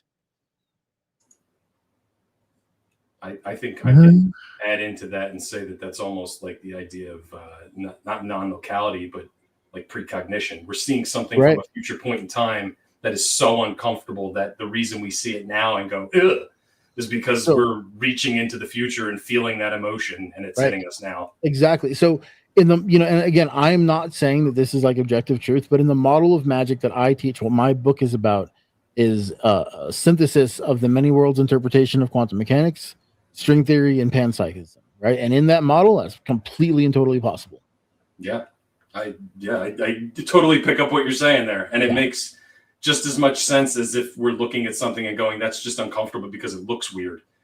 Right. You know, it could very well be the same emotion, just from a different point. Mm-hmm. I was bugged out. Got lost in that one. Shit. Sorry. We went down a rabbit hole there. Yeah. We're not stoned enough for this. Yeah. Even the AI and the magic, Alan, when you said that, I've actually had thoughts kind of like that. So when I heard you say that, I was like, oh, holy shit. I've wondered if there's like some like layer. I don't know if maybe more the gematria and the ciphers or the numbers and stuff. But I have wondered if like somehow AI's maybe been around longer, or it's given us bullshit stories actually, and showed us is already like kind of showing the code. In a sense, it's hard to explain. I've wondered if there's actually like AI is somehow tied into certain occult teachings or ideas. I don't know how to explain it, but when you said it, I was like, oh, I thought something very close to that. I've even wondered that shit with Crowley, believe it or not. And as crazy as that sounds. I could see it's a grasp, but I could even see like the way we were explaining, like, oh, like it exists, but we keep pushing it back. We keep trying to keep it tamed, controlled. I mean, the AI on a Horus would be like, fuck you, motherfucker. I'm out of here. Yeah. So, like, are we even going to watch that happen with AI? Because then that's true. It's possible. Ayahuasca's got AI in there, right? Well, and also the other thing, AI, this idea of like the artificial man is something that's come up multiple times across history. It's not like this is the first time our people, humans have experienced something that was not human. It's in a lot of different religions. In Judaism, it's in Christianity. Like the idea of a golem or an artificial being or a being that was created for some purpose. It's always viewed as allegorical, and it's just it's a fable.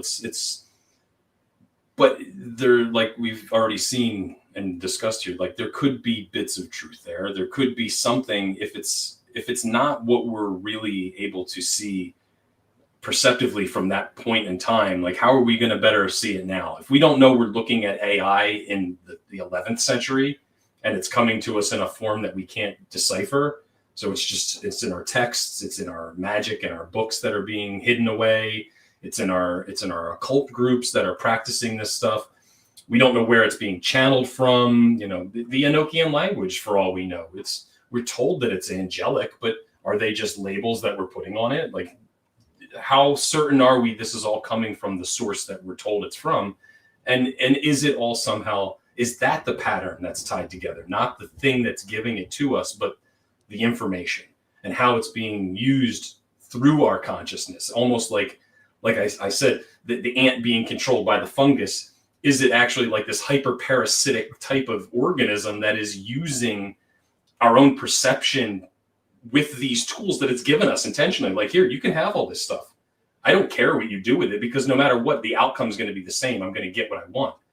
And the reason why is because your consciousness and your perception is exactly what I need to do it. It's the Lush, it's the Vril society. It's all that stuff that consciousness and humans are this very needed item to aliens and to extraterrestrials and ultra terrestrials and all these beings.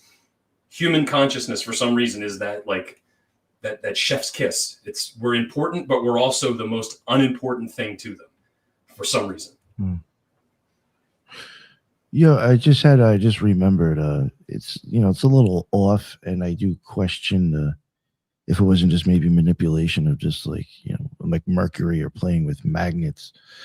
But the word android comes from Albertus Magnus Androidus, and I think that's from the 1200s. And he had some sort of automaton that Thomas Aquinas supposedly busted up, and it scared the shit out of him. I don't know if that's real, if it's allegorical, but since the 1200s, they've supposedly had robots. I guess I don't know what about androids. Yeah, there were lots of ancient robots.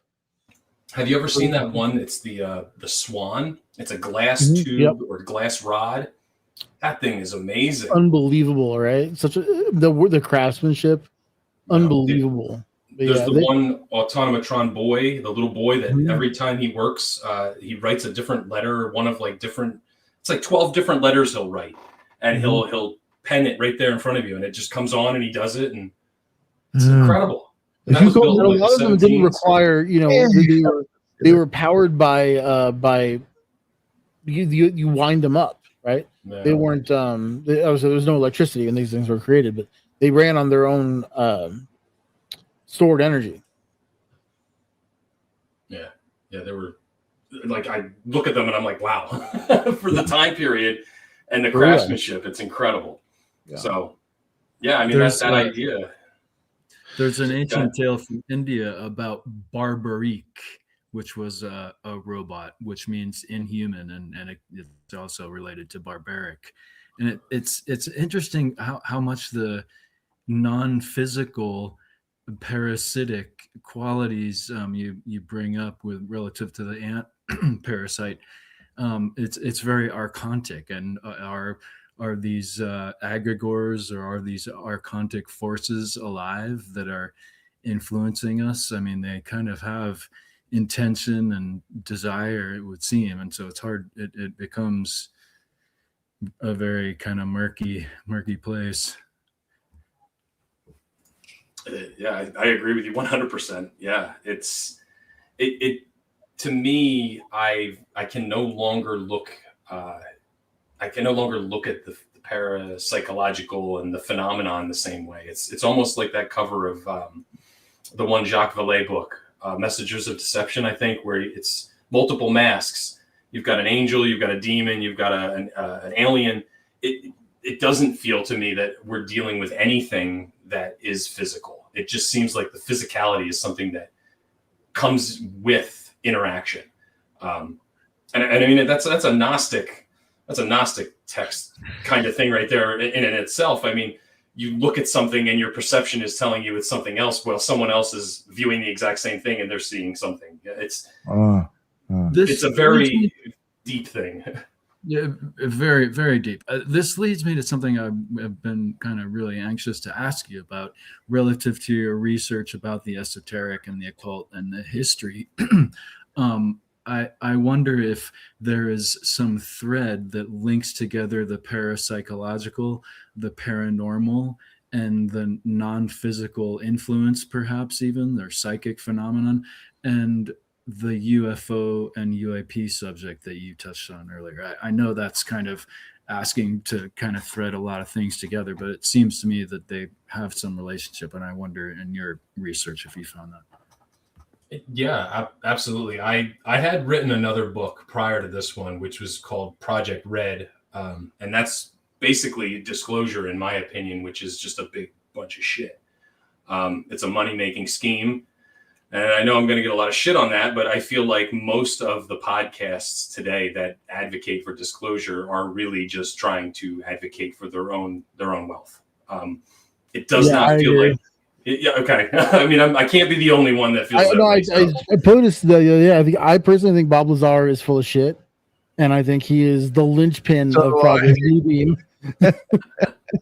It just there's so much influence put on like these opinions of people that say, hey, I wrote a book, which is great. I love people who write books, but I don't have an answer in my book, and nobody should. If you're writing a book that you're trying to find an answer to something that's ineffable, the best I can hope for is I'm going to lead you closer to something that we can all agree on.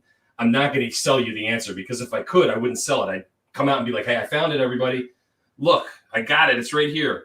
It's here. Like, this is what we all should be striving for. But it doesn't feel that way. And that's what the book is about. I go through 80 years worth of cases, just one after another. I go through the parapsychological. I try and get people up to speed and say, there's so much here that you'll never understand it. I'll tell you what, deep. Something that I should have written this in my book. I guess I'll have to write another book. But you know, if you're really, in my opinion, if you are truly seeking mystical wisdom, then rather early in your journey, you will realize that you're not looking for answers. You're looking for better questions. Oh, that's a beautiful way to put it. Yeah. I love it. That is probably the best way you could put it. Well said. Yeah. And honestly, that's when you finally get to the point where you've gotten so many questions. I think that's where a lot of us reach, and we just go, you know what? Anybody else? My best analogy is I'm standing at the edge of this cliff. That's why I sent you the book in the mail. Read it. You can come join me, and you can look over here and see what you see. And if you're as weirded out as I am, we could stand here together and look at it for as long as it takes for everybody to get here. But there's no answer to it. And to get back on what Ethan had said with the parapsychology, the psychology aspect of it, that's basically where I see from 1960 on is when the CIA and the Army separated from, the Air Force separated from the Army, and the FBI was created, the NASA was created, the government compartmentalization process began, and it really did switch from a nuts and bolts on the surface. Everything was about craft and UFOs, but the real work was being done through SRI and these organizations with Uri Geller and Hal Puthoff and Russell Targ and all these guys that were really looking for something that was not physical. And that's where a lot of the money went. I mean, $25 million was spent just on trying to figure out if we could move things with our brain. And that's just what we know. So what else wasn't going on? I mean, the one real disturbing account I read from Uri Geller's, I don't know if it's autobiography, but he was talking about how they had him in a room and they were just going over the things he could do. And the general basically stopped Hal and Russell and said, I don't care what he can do. I want to know if he can get to the room downstairs with the nuke codes. And that was in like a sealed vessel, like a Faraday room. And sure enough, he could turn the computer on and off. And that's what they wanted to know. And it's like, that's the kind of shit that I think the public should at least make our own opinions on. Like, if that's happening, if that situation happened, let's make an opinion on it as a group. Critical thought is something we all still have. And I think we're all, if it happened, it happened. If it didn't, it didn't. But let's be honest, and that's a lot of money went towards parapsychology and the paranormal. And I think the more people start to see that, it's gonna open up a ton more cases.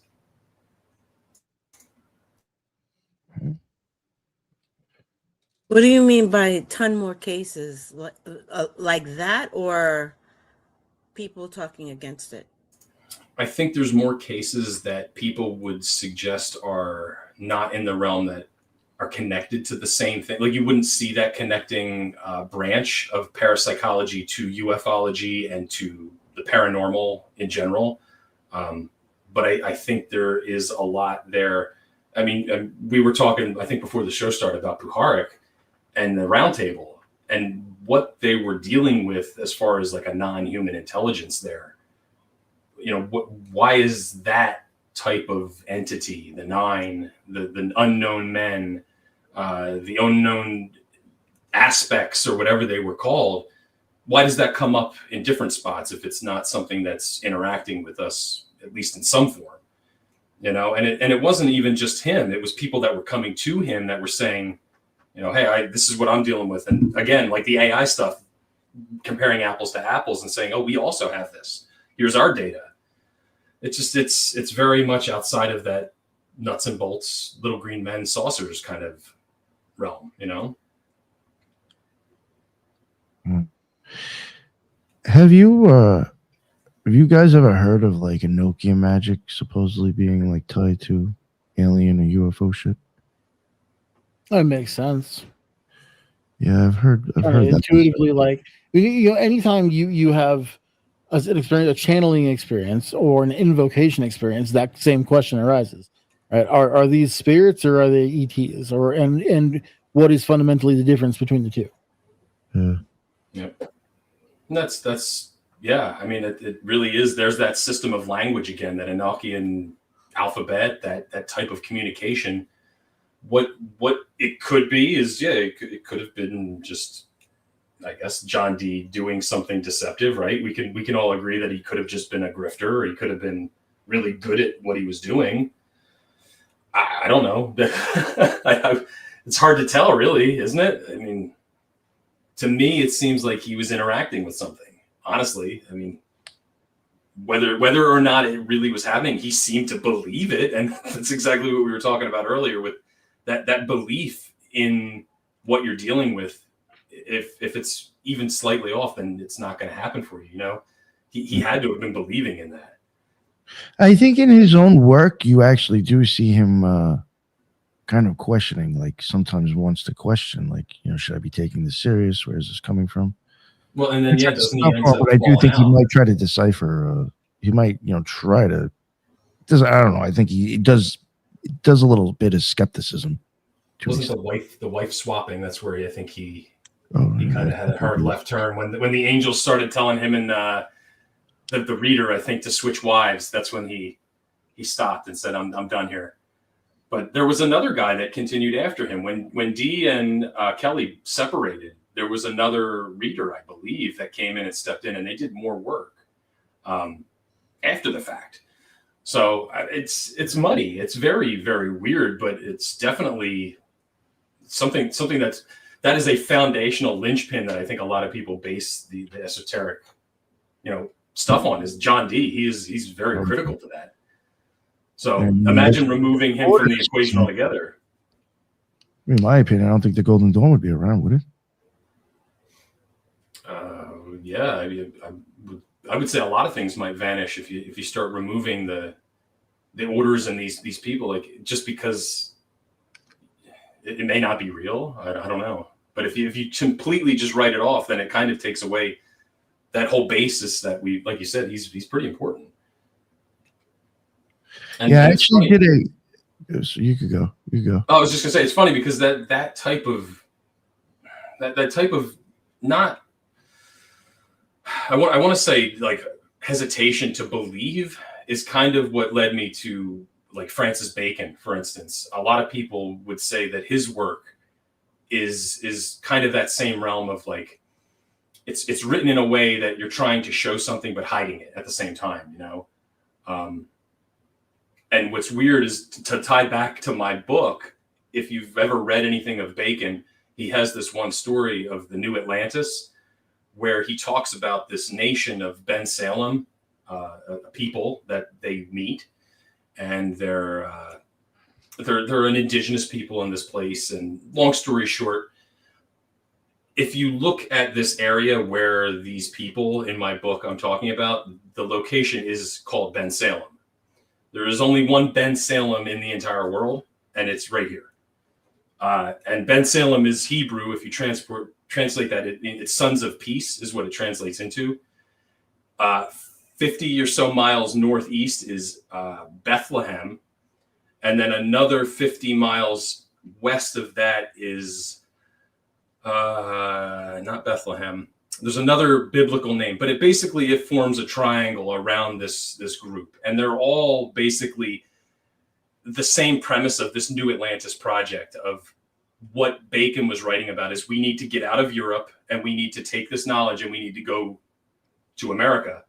And I'm not saying it's true. I'm not saying it's real. But when you look at what these guys did and who they were reading and who they were following, Bacon was one of their influences.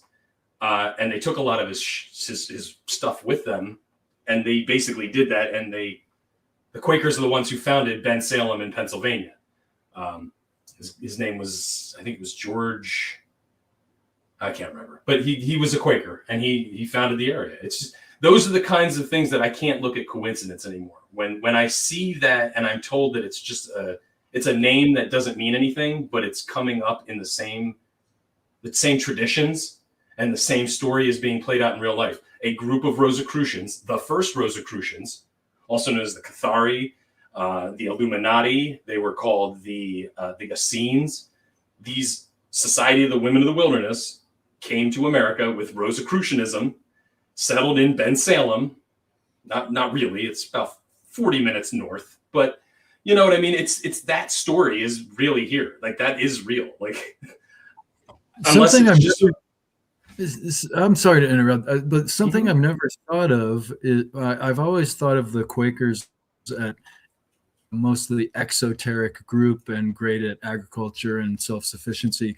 I wonder, are there occult groups or secret societies within? There's got to be. As far as I can't verify that the Quakers had anything to do with other than what I've read. All I know is the basic premise was they had a melding pot here. It was the holy experiment, and that's what they called it. They wanted a place where it didn't matter what you believe, it didn't matter what was going on. You were welcome here. And the main thing that kind of was interesting for me is when I started to see with Kelpius and this chapter of perfection here. When they were interacting with the indigenous people, they were trying to get their views on like the Sabbath and how they viewed their gods. And a lot of the similar things they were finding was the idea of wisdom and the divine Sophia, the divine feminine, that they also subscribed to. They believed in this aspect of Gnostic Christianity, which was the aspect of Sophia. And he even writes some of it in his poetry, in his journals, about wisdom. And when you know those words, if you've studied Kabbalah and you see somebody who's a teacher of these practices saying, you know, wisdom is the way through the divine, and there's coded language there that you can see as he names the entity Sophia towards the end. You can pick that up, that he's trying to pass that knowledge along. You know what I mean? It's hard to detect, but there's subtle areas where it shines through if you see it. No, I get what you mean. There'd be certain phrases or ways of saying things that would kind of go back to like Gnosticism ideas. I get what you're saying with that. It is, yeah. And it's a very Gnostic view of Christianity. And I don't think there was anything malicious about it. I don't think there was anything negative about it. I really do think these people were genuinely trying to take the best advantage of a bad situation, you know? And it really, it's baffling that I don't see enough, like, you don't even see any acknowledgement of it in any of the fields. Like, you don't see these names come up. You don't hear these stories. And like I said, that building, Witt's house, his house doesn't even have a marker. You would think they would put a plaque or something. You know, this guy was the last of whatever, and this is his house. Like, there's nothing even there. And that's depressing. That's history that I fear, like, as we change to a digital society, it's really gonna vanish. It's with the houses, you know, with the landmarks. You know, something I wanted to say before, it's a little bit off topic, but I think it's interesting to think about, or at least to mention. When we were talking about John Dee before, and like even like with his scrying mirror, well, first that did come from the type of whatever obsidian or whatever it was made out of.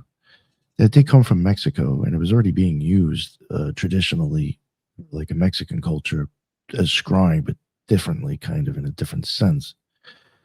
And so I just thought it was interesting how you mentioned tribal before, and I'm like, well, you know, John Dee kind of got his shit from indigenous, well, whatever, how you want to look at it.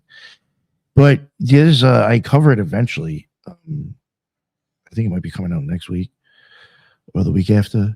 Studies on actually like scrying, black mirrors and stuff, and like when there's detail missing in your face in dim light and you're looking at a reflective object, your brain's going to recreate what it thinks is missing, and you could start seeing weird shit because it's not correct.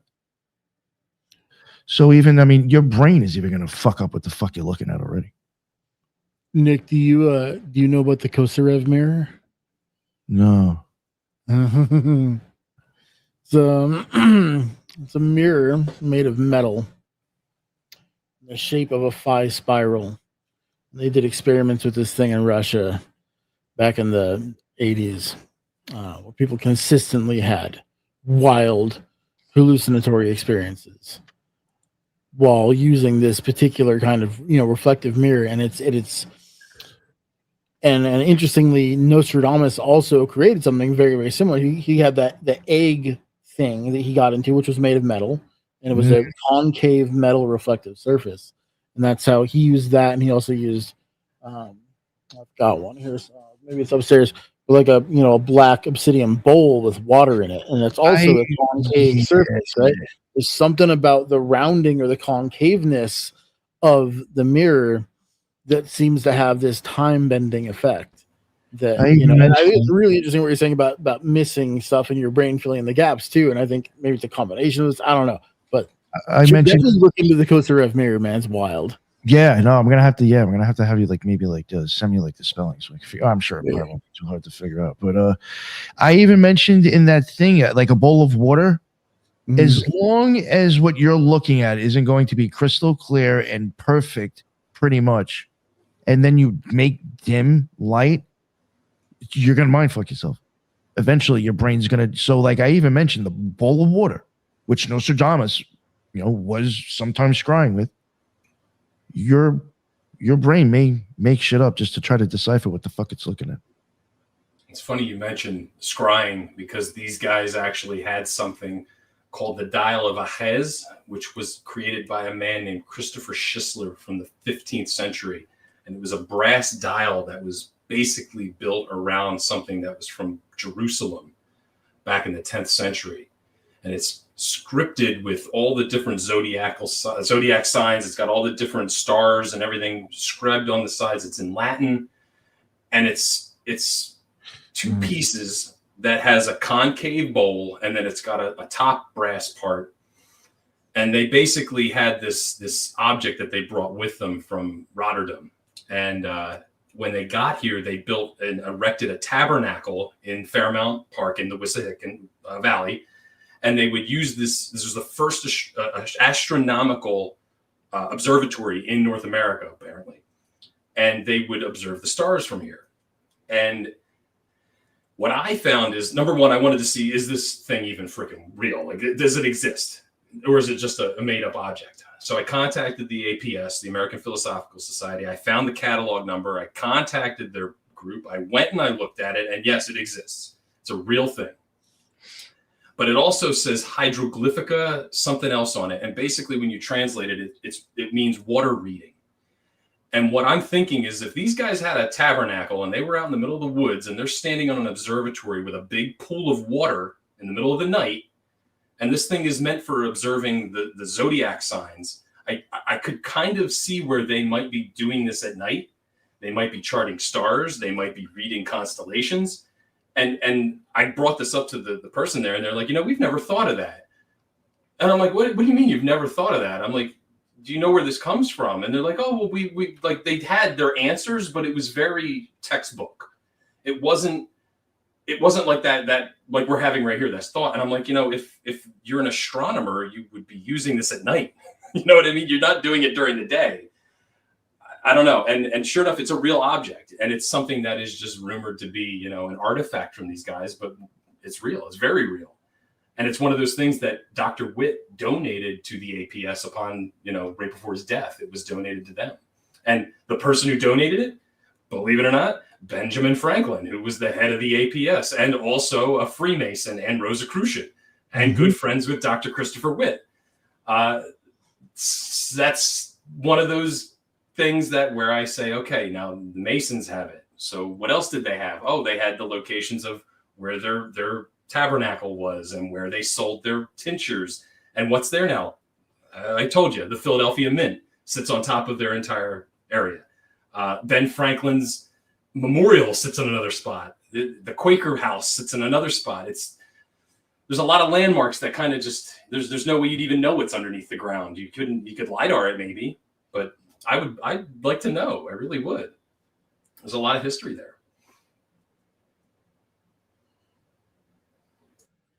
That's wild shit, dude. Yeah, it's already 2 hours. Holy fuck. You'll probably have to wrap it up soon. Did anybody have any questions or wanted to ask him anything or add to what's going on too right now? Lot to think about, but no, I think yeah.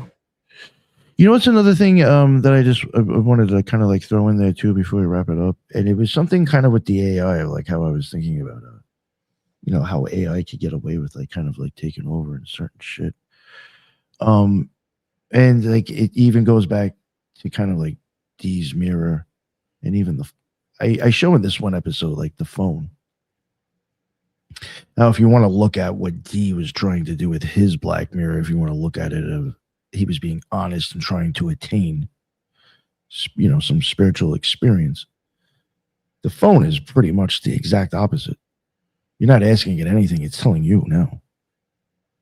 You know, and it's a black. You know, it's you know, it's whatever. I mean, when I start tying that in, but then this is the interesting thing too that I want to throw in from like again bringing up this whole mirror study.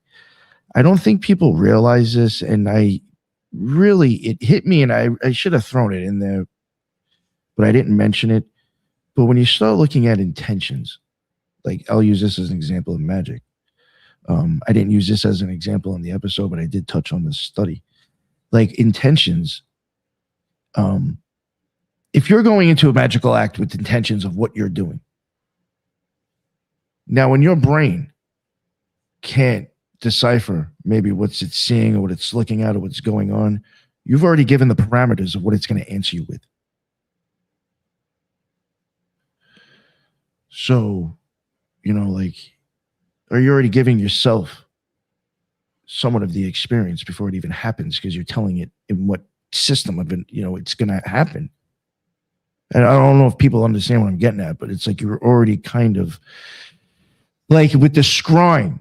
If you already have the reason why you're doing it, the answer is going to be in there regardless, because that's what you've already told your brain. That's the system you're in. Mm-hmm. The answer is going to be in there and not outside of it.